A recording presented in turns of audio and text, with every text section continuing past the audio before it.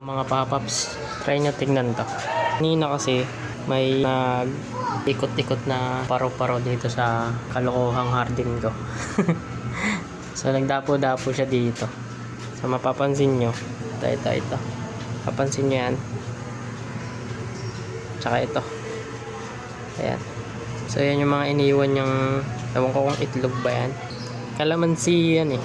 Naubos na lang din ng caterpillar na ano dito. Hindi ko alam saan galing yun. Biglang sumulpot na karoon ng caterpillar.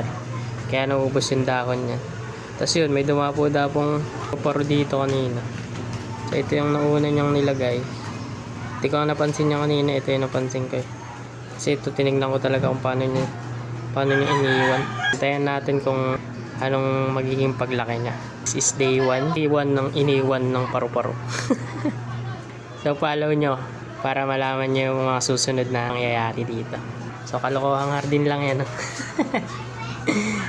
Halo-halong tanim. Number 1. Ito yung number 2. Hindi ko alam eh kasi lumabo pa siya sa iba. So hindi ko nakita kung meron pa. Basta focus tayo dyan sa dalawang yan.